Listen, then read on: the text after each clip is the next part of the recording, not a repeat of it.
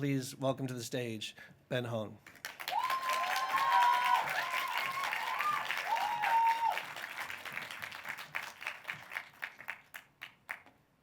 I'd like to start by just thanking a few people. I'm just kidding. I think Sinclair had it covered. All right.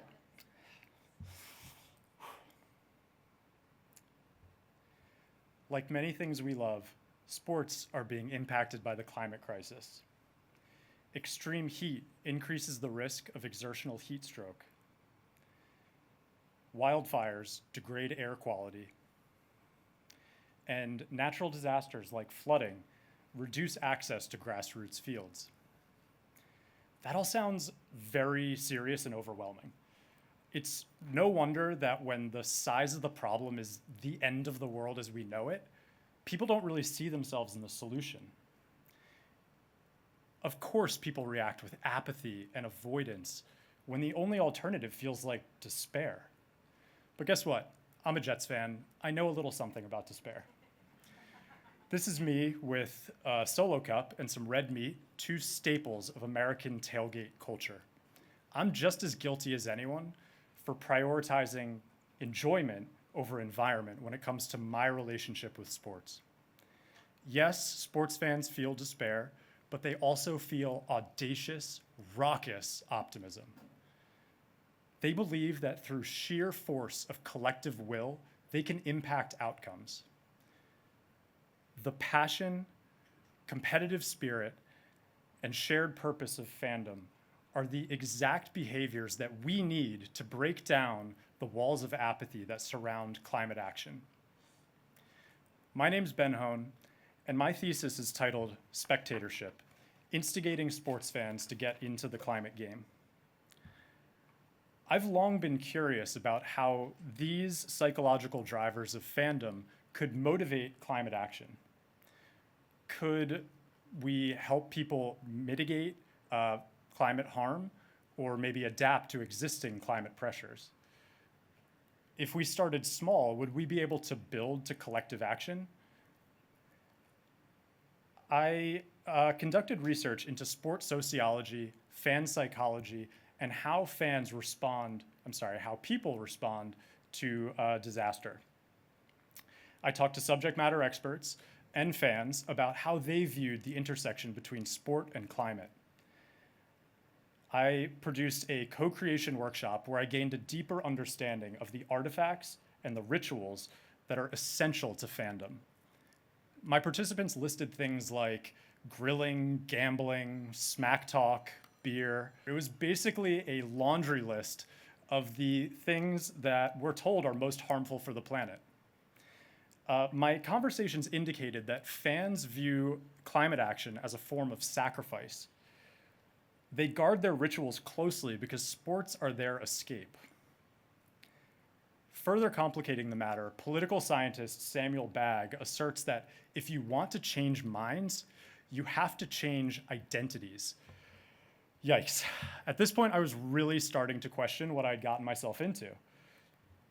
But maybe instead of expecting people to completely change their identities, I could instead emphasize the positive elements that already exist within fan culture.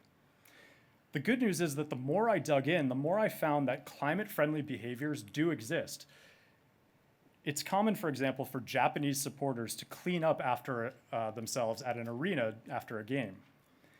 I also couldn't stop thinking about the beer snake, a ritual where fans stack their empty beer cups as long as they can. They do it because it's fun. Little do they know, they're actually collecting and sorting recyclable plastic. So from there, I widened the aperture and I considered the embodied movement of sport. Why are things like barreling up a baseball, swishing a basketball, or smashing a driver, why do they feel so damn good? Well, it's because they are challenging. They require patience and skill and practice. From there, I considered the embodied movements of climate action, things like composting, recycling, or making donations. If I was able to design a little bit of friction into those movements, would they also become fun and addictive? What does that even look like? Introducing Cool Grip, the fan-powered fan. Let's bring our friend back here and take a closer look. She's actually making a ubiquitous gesture of fandom, the clenched fist, where all the energy that fans feel during the course of the game is squeezed out of their body. With a possible super El Nino headed our way this summer, fans are going to need a way to adapt to the heat. So taking inspiration from grip strengthening tools, I started sketching and prototyping form factors for a personal cooling device. Cool Grip is a portable handheld fan designed to be squeezed. The ergonomic form fits comfortably in your hand, and fans' passion is channeled directly into kinetic energy that spins the blades, keeping you cool, no battery required. It comes in team colors, and it's designed to beat the heat, even in the heat of the moment. So that's one way for sports fans to adapt to climate impacts, but how can we get them to mitigate climate impacts? That's where Compost Clash comes in. Look at these concessions from a major league ballpark. They include a 24-inch burrito and a nacho tray that you literally wear on your head.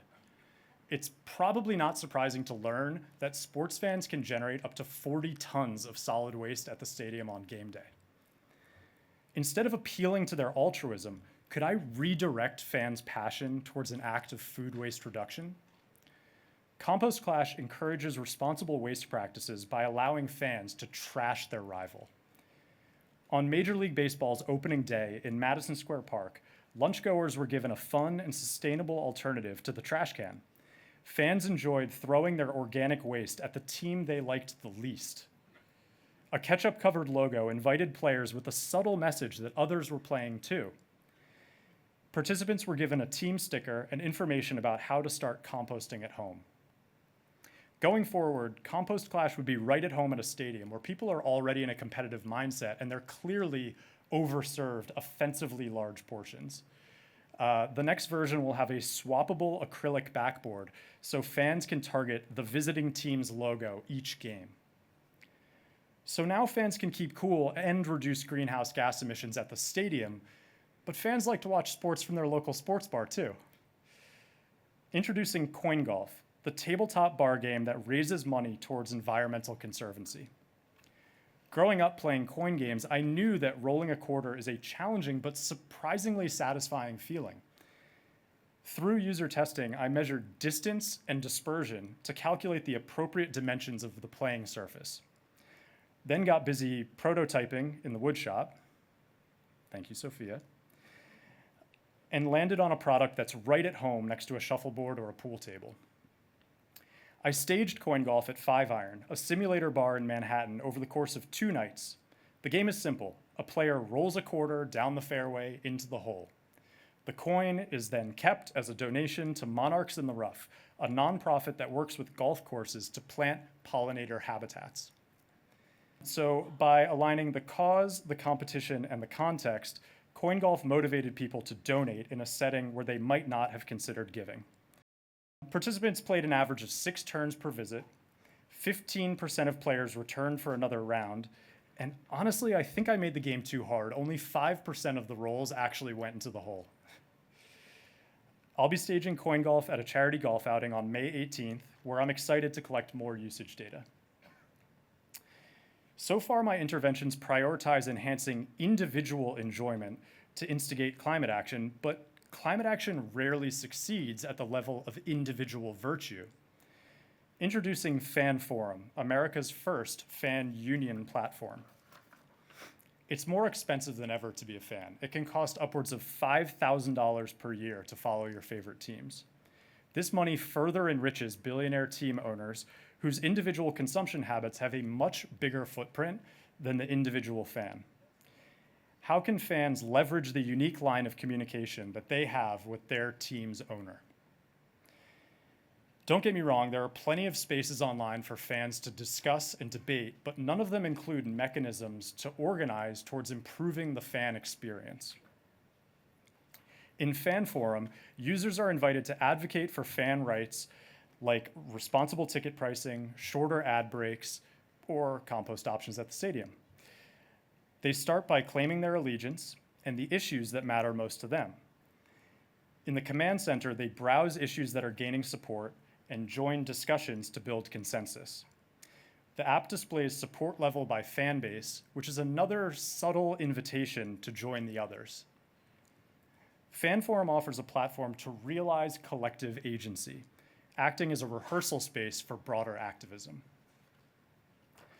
Overall, my goal was not to strip sport of its joy, but to ensure that fandom isn't powered by systems that undermine our shared future.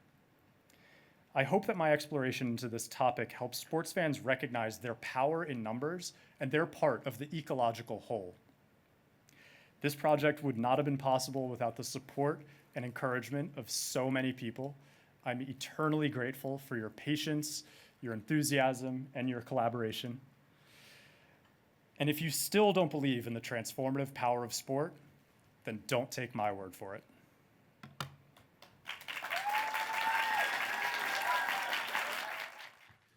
Thank you, Ben. My pleasure. As you know, I'm a big expert about sports. I love what you said about changing identities. Sports fans and tree huggers are hardly synonymous. There's a bridge in identity there to cross. I'm wondering how some of the athletes and sports fans in your community and in your research responded to the idea that they might be the secret key to saving the environment. Yeah, a lot of them scoffed at the notion. I texted some of my friends that I was delivering my thesis presentation today, and they basically just called me a nerd and told me to shove it. Yeah, I've heard that one. So what'd you say? Well, I think that the point of my exploration here was not necessarily to engage in discourse or educate or to convince people that they should care or participate, because we don't really have time for that. It was more about leveraging the existing behaviors within fandom, emphasizing enjoyment so that people make decisions on their own that just so happen to be more sustainable for the planet. And what did they say? I don't know. I'm all out of material. All right, we're going to work on this. I think it's an incredibly cool and classic magic trick of design strategy, and I hope you keep working on it. Thank you, Ben. Thank you.